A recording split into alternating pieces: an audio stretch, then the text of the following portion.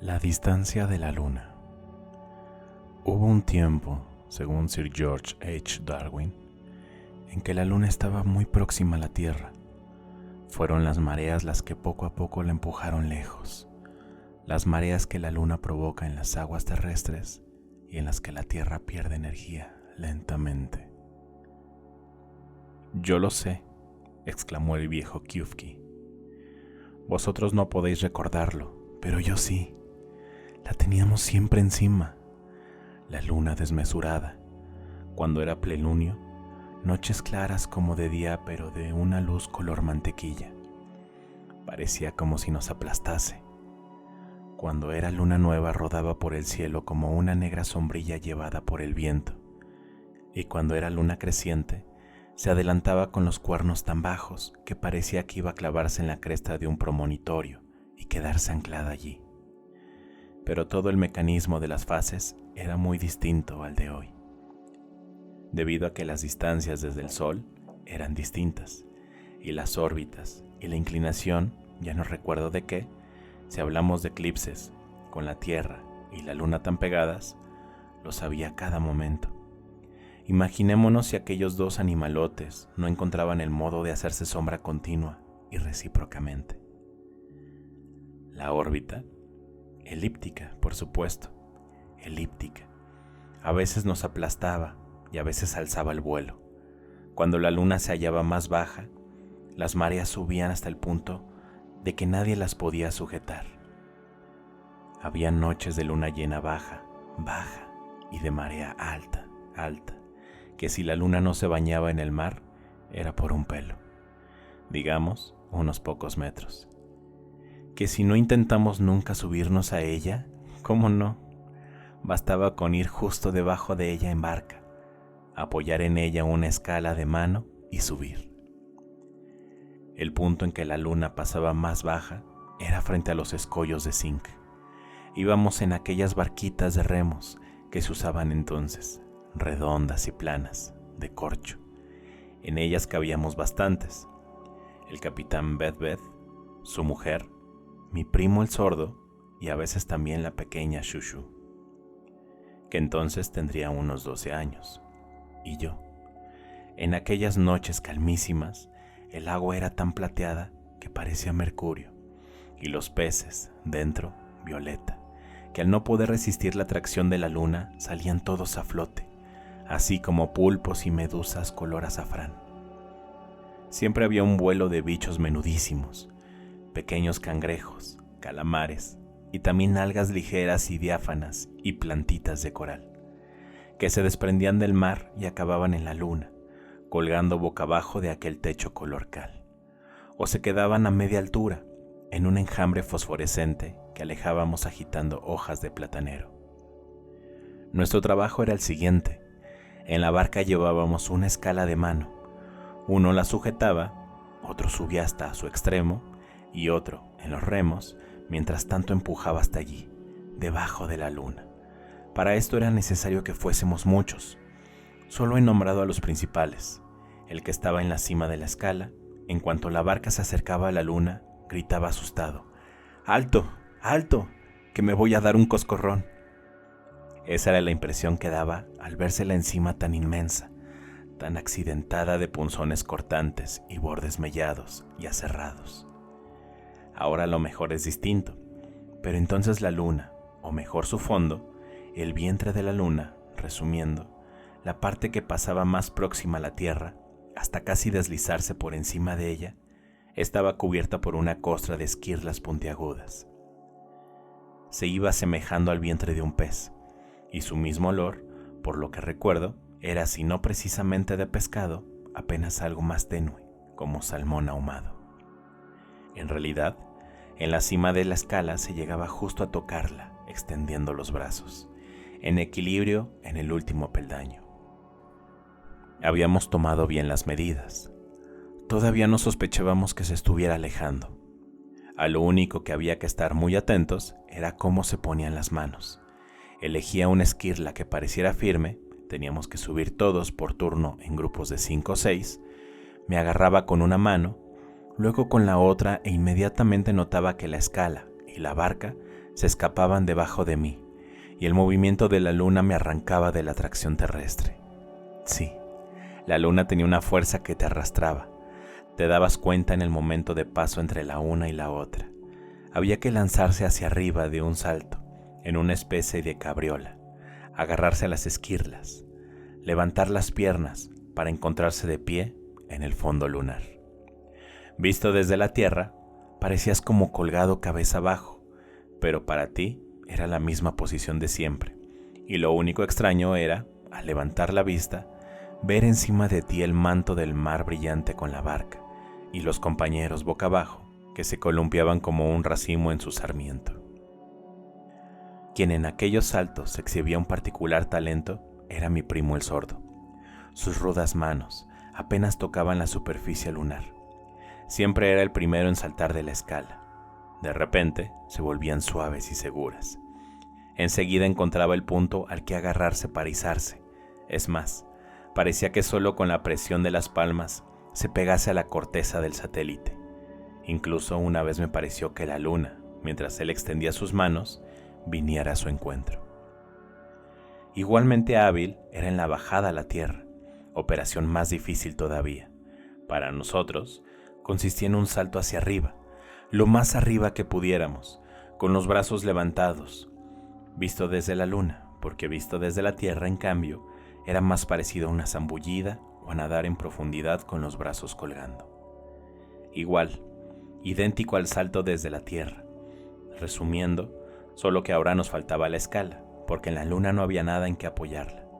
Pero mi primo, en vez de tirarse con los brazos por delante, se inclinaba sobre la superficie lunar, cabeza abajo como en una cabriola, y empezaba a pegar saltos, haciendo fuerza con las manos.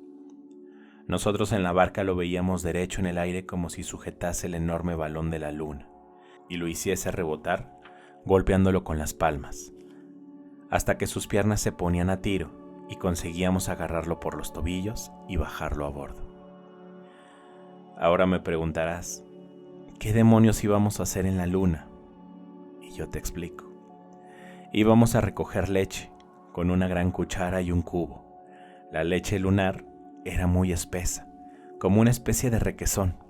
Se formaba en los intersticios, entre esquirla y esquirla por la fermentación de distintos cuerpos y sustancias de procedencia terrestre, transportados hasta allí desde los prados y bosques y lagunas que el satélite sobrevolaba.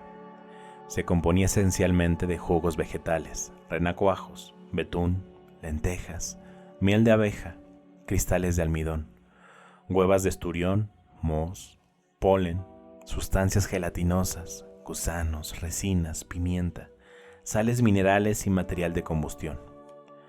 Bastaba con meter la cuchara bajo las esquirlas que cubrían el suelo costroso de la luna y se retiraba repleta de aquel precioso lodo. No en estado puro, por supuesto. Las escorias eran muchas. Durante la fermentación, al atravesar la luna las extensiones de aire tórrido sobre los desiertos, no todos los cuerpos se fusionaban. Algunos se quedaban metidos allí.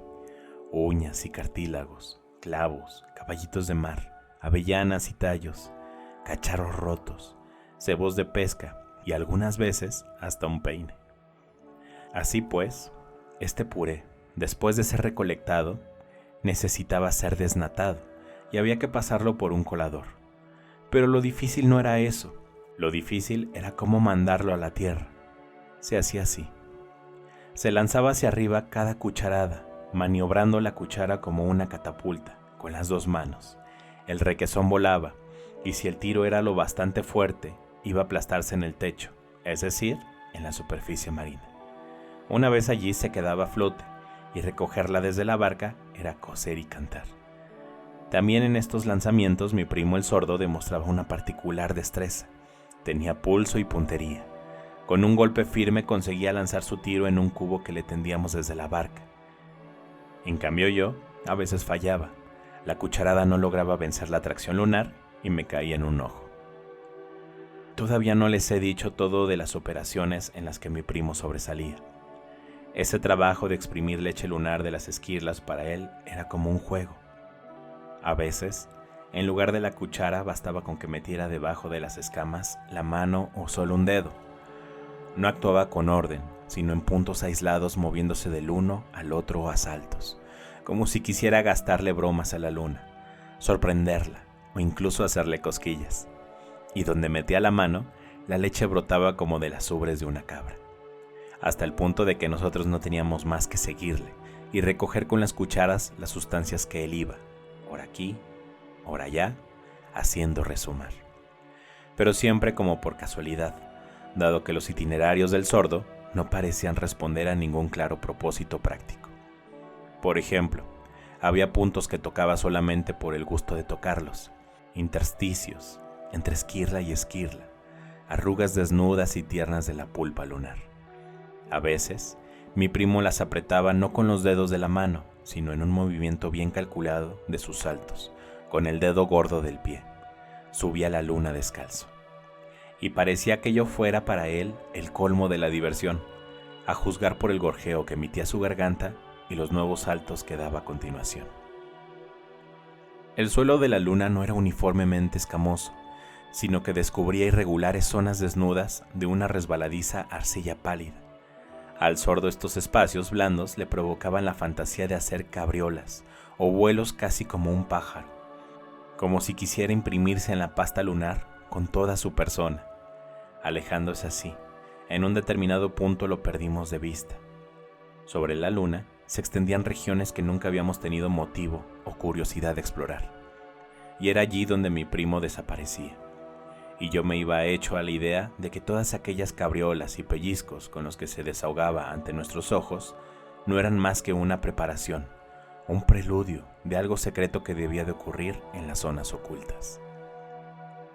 De nosotros se apoderaba un especial humor frente a los escollos de zinc, alegre, pero algo contenido, como si dentro del cráneo sintiéramos, en algún lugar del cerebro, un pez que flotara atraído por la luna. Y así navegábamos tocando y cantando. La mujer del capitán tocaba el arpa. Tenía unos brazos larguísimos, plateados en aquellas noches como anguilas, y axilas oscuras y misteriosas como erizos de mar. Y el sonido del arpa era tan dulce y agudo que casi no se podía soportar, y nos veíamos obligados a lanzar gritos, no tanto como acompañamiento de la música como para proteger nuestros oídos. Medusas transparentes afloraban a la superficie marina, vibraban un poco y alzaban el vuelo hacia la luna ondeando. La pequeña Shushu se divertía cazándolas en el aire, pero no era fácil. Una vez, al extender sus bracitos para agarrar una, dio un saltito y ella también se quedó ingrávida. Flacucha como era, le faltaban algunas onzas de peso para que la gravedad la devolviera a la tierra, venciendo la atracción lunar. Así, volaba entre las medusas colgadas sobre el mar. Enseguida se asustó, se echó a llorar. Luego se rió y más tarde se puso a jugar cazando el vuelo crustáceos y pececillos, llevándose algunos de ellos a la boca y mordisqueándolos. Nosotros bogábamos para seguirla. La luna corría por su eclipse arrastrando consigo aquel enjambre de fauna marina por el cielo y una cola de largas algas enrolladas, y la niña suspendida allí en medio. Shushu tenía dos trencitas muy finas, que parecían volar por su cuenta en dirección a la luna, pero mientras tanto pateaba, daba patadas contra las espinillas al aire, como si quisiera combatir aquella influencia, y las medias. Había perdido las sandalias en el vuelo, se le escapaban de los pies y colgaban atraídas por la fuerza terrestre. Nosotros, en la escala, intentábamos agarrarlas. Eso de ponerse a comer los animalitos flotantes en el aire fue una buena idea. Cuanto más peso ganaba Shushu, más bajaba hacia la tierra. Es más, como entre aquellos cuerpos flotantes el suyo era el de mayor masa, moluscos, algas y plancton empezaron a gravitar sobre ella, y pronto la niña quedó cubierta de minúsculas cáscaras silíceas, corazas quitinosas, caparazones y filamentos de hierbas marinas. Y cuanto más se perdía en esta maraña, más se iba liberando de la influencia lunar, hasta que llegó a ras del agua y se hundió. Remamos listos para recogerla y socorrerla. Su cuerpo se había imantado y nos costó trabajo quitarle todo lo que tenía incrustado encima. Corales tiernos le envolvían la cabeza y del pelo a cada golpe de peine hacía llover anchoas y camarones. Sus ojos estaban sellados por lapas de moluscos que se pegaban a sus párpados con sus ventosas. Tentáculos de sepia se enrollaban en sus brazos y en su cuello, y su vestido parecía tejido solo de algas y esponjas. La liberamos de las cosas más grandes, y más tarde, durante semanas, siguió quitándose de encima aletas y conchitas. Pero su piel picoteada por diminutas diatomeas le quedó para siempre bajo la apariencia, para quien no la mirase bien, de un sutil polvillo de lunares. Así de disputado era el intersticio entre tierra y luna, por dos influjos que se equilibraban. Diré más, un cuerpo que bajaba a tierra desde el satélite permanecía durante algún tiempo cargado de fuerza lunar y rechazaba la atracción de nuestro mundo. También yo, que era grande y grueso, cada vez que estuve allá arriba, tardaba en volverme a acostumbrar al arriba y abajo terrestres, y mis compañeros tenían que agarrarme por los brazos y sujetarme con todas sus fuerzas colgados en racimo en la barca ondeante, mientras yo, cabeza abajo, seguía alargando las piernas hacia el cielo. «¡Sujétate! ¡Agárrate fuerte a nosotros!», me gritaban, y yo, en este tanteo, a veces acababa agarrando un pecho de la señora Beth, que los tenía redondos y duros, y su contacto era bueno y seguro. Ejercía una atracción igual o mayor que la de la luna, especialmente si en mi caída cabeza abajo conseguía con el otro brazo ceñir sus caderas. Y así de nuevo ya había pasado este mundo y caía de golpe en el fondo de la barca, y el capitán Beth, para reanimarme, me echaba un cubo de agua. Así comenzó la historia de mi enamoramiento por la mujer del capitán y de mis sufrimientos, porque no tardé en darme cuenta de a quién se dirigían las miradas más obstinadas de la señora. Cuando las manos de mi primo se posaban seguras en el satélite, yo la miraba a ella, y en su mirada leía los pensamientos que aquella confianza entre el sordo y la luna le iba suscitando. Y cuando él desaparecía, en sus misteriosas exploraciones lunares, la veía inquieta, como sobre ascuas, y ya todo me quedaba claro. La señora Beth estaba celosa de la luna, y yo celoso de mi primo. La señora Beth tenía ojos de diamante, llameaban cuando miraba la luna como en un desafío, como si dijera, «No lo tendrás», y yo me sentía excluido. De todo esto, el que menos se daba cuenta por enterado era el sordo. Cuando lo ayudábamos en su descenso, tirándole, como ya les he explicado, de las piernas, la señora Beth perdía toda compostura, prodigándose en hacerle pasar encima a su persona, envolviéndolo con sus largos brazos de plata. Yo sentí una punzada en el corazón. Las veces en que yo me agarraba a ella, su cuerpo era dócil y amable, pero no echado hacia adelante, como con mi primo, mientras él permanecía indiferente, todavía perdido en su rapto lunar. Yo miraba al capitán preguntándole si él también habría notado el comportamiento de su mujer, pero ninguna expresión se mostraba nunca en aquel rostro roído por la sal, surcado de arrugas alquitranadas. Como el sordo siempre era el último en abandonar la luna, su descenso era la señal de partida de las barcas. Entonces, con un gesto insólitamente gentil, Beth recogía el arpa del fondo de la barca y se la tendía a su mujer. Ella se veía obligada a tomarla y a sacarle algunas notas. Solo el sonido del arpa podía apartarla del sordo. Yo empezaba a entonar aquella canción melancólica que dice: «Todo pez brillante está a flote, y todo pez oscuro en el fondo, y todos, menos mi primo, me hacían coro». Cada mes, apenas el satélite había pasado al otro lado, el sordo volvía a un aislado desapego por las cosas del mundo. Solo la proximidad de la luna llena lo despertaba. Esta vez, yo me las había arreglado para no estar en el turno de su vida y quedarme en la barca cerca de la mujer del capitán. Y entonces, apenas mi primo había empezado a subir por la escala, la señora Beth dijo: «Hoy yo también quiero subir allá arriba». Nunca había sucedido que la mujer del capitán subiera a la luna, pero Beth no se opuso. Es más, casi la empujó con todo su peso por la escala, exclamando: «¡Pues ve!». Y entonces todos empezamos a ayudarla, y yo la sujetaba por detrás y la sentía en mis brazos redonda y mórbida. y para sostenerla apretaba contra ella las palmas de mis manos y mi cara, y cuando sentí que se alzaba en la esfera lunar, se apoderó de mí un desazón por aquel contacto perdido, hasta el punto que intenté lanzarme tras ella diciendo: «Yo también voy arriba a echar una mano». Me detuvo algo con una tenaza. «Tú te quedas aquí, que aquí tienes que hacer», me ordenó sin levantar la voz el capitán Beth-Beth. En ese momento, las intenciones de cada cual ya estaban claras, y sin embargo, yo no entendía nada. Es más, todavía ahora no estoy seguro de haberlo interpretado con exactitud. Ciertamente, la mujer del capitán había incubado durante mucho tiempo el deseo de apartarse allá arriba, con mi primo, o al menos el deseo de no dejar que él se quedase solo con la luna. Pero probablemente su plan tenía un objetivo más ambicioso, hasta el punto de haber tenido que urdirlo con el sordo, esconderse juntos allá arriba y permanecer en la luna un mes. Pero puede ser que mi primo, sordo como era, no hubiera comprendido nada de lo que ella había intentado explicarle, o incluso no se hubiera dado cuenta siquiera de que era objeto de los deseos de la señora. Y el capitán no esperaba otra cosa que librarse de su mujer. Tanto es así que, apenas ella quedó atrapada allá arriba, le vimos abandonarse a sus inclinaciones y hundirse en el vicio. Y entonces comprendimos por qué no había hecho nada para retenerla. Pero, ¿sabía ya desde el principio que la órbita de la luna se iba ensanchando? Ninguno de nosotros podía sospecharlo.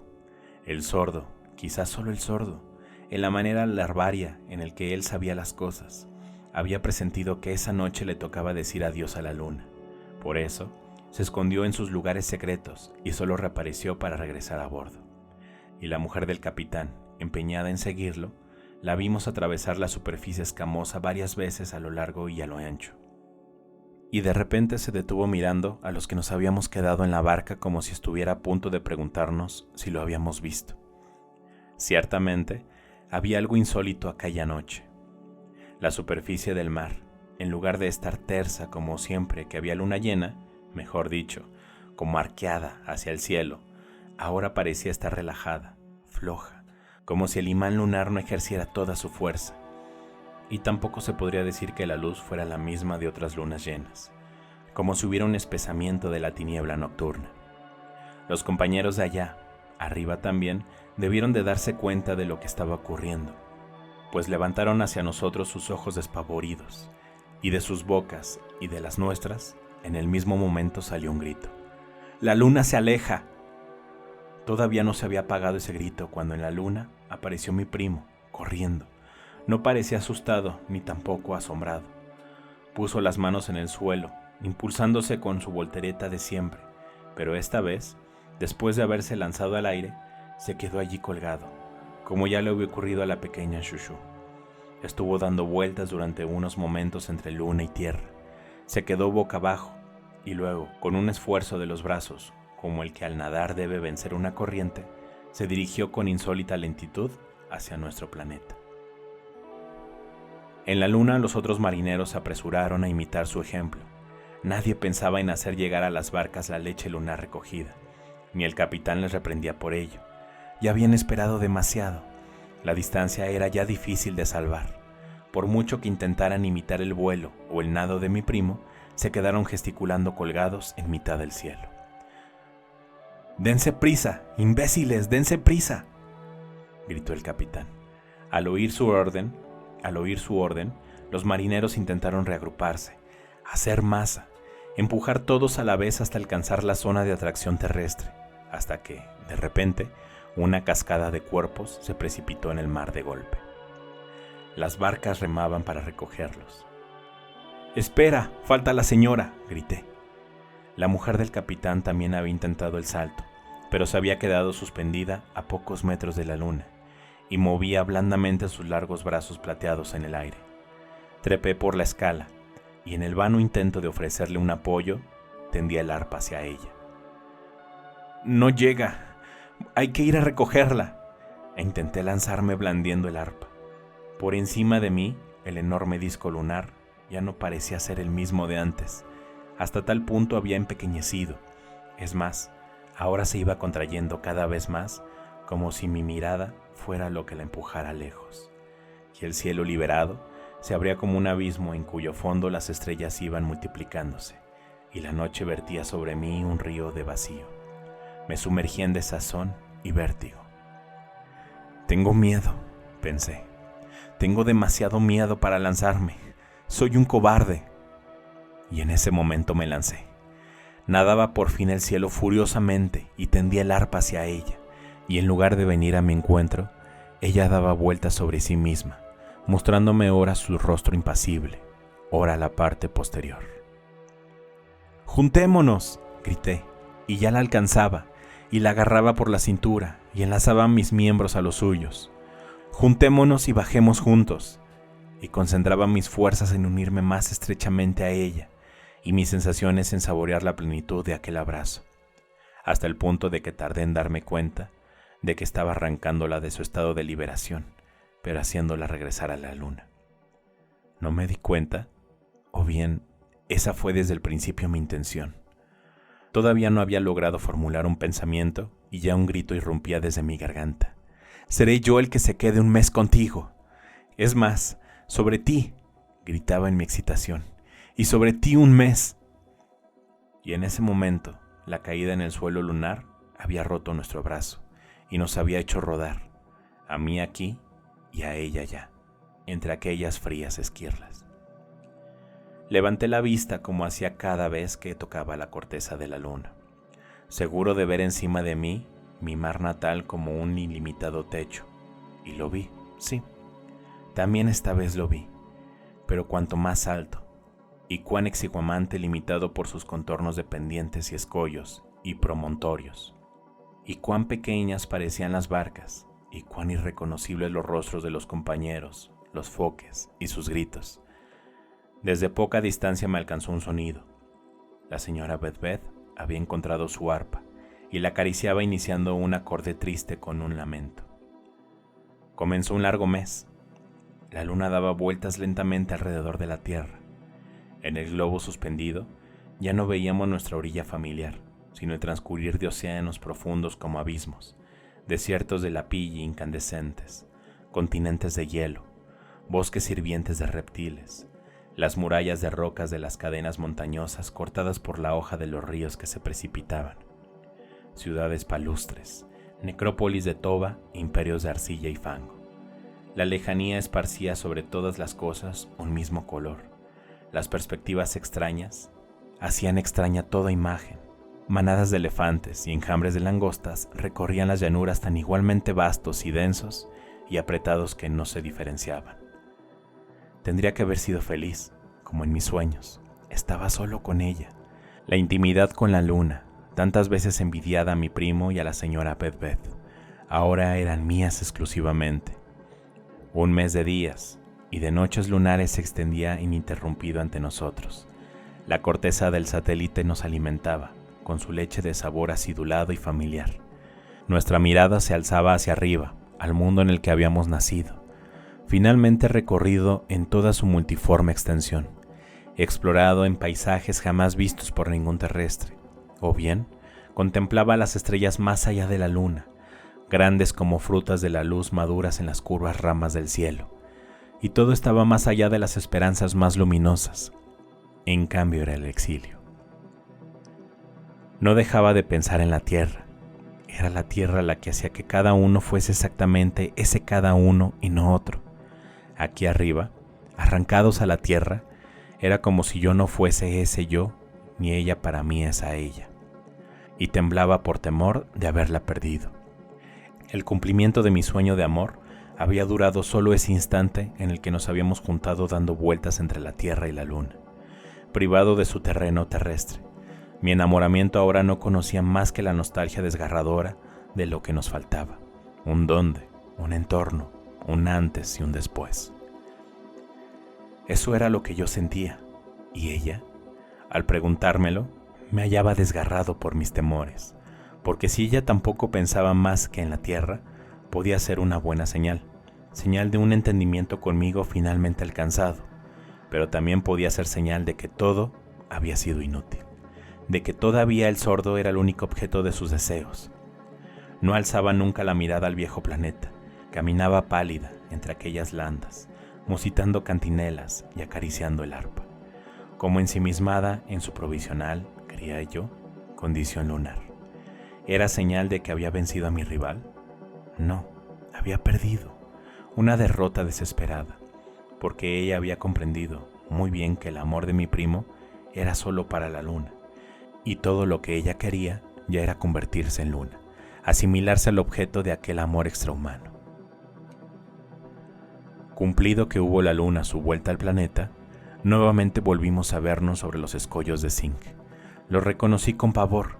Ni siquiera en mis más negras previsiones había esperado verlos tan empequeñecidos por la distancia. En aquel charco de mar, mis compañeros habían vuelto a navegar sin las escalas ya inútiles. Pero de las barcas se levantó algo como una selva de largas lanzas. Cada uno blandía una, guarnecida en la punta de un arpón o garfio, quizá con la esperanza de rascar un poco más el último requesón lunar y tal vez ofrecernos a nosotros, los desaventurados, alguna ayuda. Pero enseguida quedó claro que no había pértiga bastante larga para alcanzar la luna, y volvieron a caer ridículamente cortas, humilladas, flotando en el mar, y en ese alboroto alguna barca se desequilibró y volcó. Pero justo entonces, de otra embarcación, comenzó a alzarse una más larga, arrastrada hasta allí a flor de agua. Debía de ser de bambú, de muchas y muchas cañas de bambú, encajadas la una en la otra, y para levantarla había que ir despacio, para que, fina como era, las oscilaciones no la rompieran, y maniobrarla con gran fuerza y pericia para que su peso completamente vertical no desequilibrara la barquita. Y he aquí que estaba claro que la punta de aquella lanza habría alcanzado la luna, y la vimos rozar y apretar el suelo escamoso, apoyarse en él un momento y dar algo así como un pequeño empujón, mejor dicho, un gran empujón que la hacía alejarse aún más, y luego volver a golpear en ese punto, como de rebote para de nuevo alejarse. Y entonces lo reconocí. Los dos, la señora y yo, reconocimos a mi primo. No podía ser más que él. Era él, que jugaba por última vez con la luna. Uno de sus trucos, con la luna en la punta de la caña, como si la sostuviera en equilibrio. Y nos dimos cuenta de que su destreza no pretendía nada. No pretendía alcanzar ningún resultado práctico. Al contrario, se diría que estaba empujando a la luna, que estaba secundando su alejamiento, que quería acompañarla a su órbita más distante. Y esto también era muy suyo. Él no sabía concebir deseos en contradicción con la naturaleza de la luna, y su curso, y su destino. Y si la luna ahora tendía a alejarse de él, pues él disfrutaba de ese alejamiento como hasta entonces había disfrutado de su proximidad. Ante esto, ¿qué debía de hacer la señora Beth? Solo en ese momento demostró ella hasta qué punto su enamoramiento por el sordo no había sido un frívolo capricho, sino una entrega sin vuelta atrás. Si lo que ahora mi primo amaba era la luna lejana, ella estaría lejos en la luna. Lo intuía al ver que no daba un paso hacia el bambú, y que solo dirigía el arpa hacia la tierra, arriba en el cielo, pellizcando las cuerdas. Digo que la vi, pero en realidad solo capté su imagen con el rabillo del ojo, porque apenas la lanza había tocado la corteza lunar, yo había saltado para agarrarme a ella, y ahora, rápido como una serpiente, trepaba por los nudos del bambú. Subía a fuerza de brazos y de rodillas, ligero en el espacio enrarecido, impulsado como por una fuerza de la naturaleza que me ordenaba regresar a la tierra, olvidando el motivo que me había llevado allá arriba, o quizá, más que nunca, consciente de su resultado desafortunado. Y ya la escalada, la pértiga ondeante, había llegado al punto en el que ya no debía hacer ningún esfuerzo, solo dejarme deslizar, cabeza abajo atraído por la tierra, hasta que en esta carrera la caña se rompió en 1000 pedazos y caí al mar entre las barcas. Era dulce el regreso, la patria reencontrada, pero en mi pensamiento solo era de dolor por la pérdida de ella, y mis ojos se fijaban en la luna, para siempre inalcanzable, buscándola, y la vi. Estaba allí donde la había dejado, tumbada en una playa situada justo encima de nuestras cabezas, y no decía nada. Era del color de la luna. Tenía el arpa junto a su costado, y movía una mano en arpegios lentos y espaciados. Se distinguía bien la forma de su pecho, de sus brazos, de su cadera, tal como todavía la recuerdo, tal como incluso ahora que la luna se ha convertido en ese pequeño círculo plano y lejano. Siempre la voy buscando con la mirada en cuanto en el cielo aparece el primer gajo. Y cuanto más crece, más me imagino verla, a ella, o alguna cosa de ella, pero nada más que a ella, en 100, en 1000 vistas distintas. A ella que hace luna a la luna, y que en cada luna llena obliga a los perros a aullar durante toda la noche, y a mí con ellos.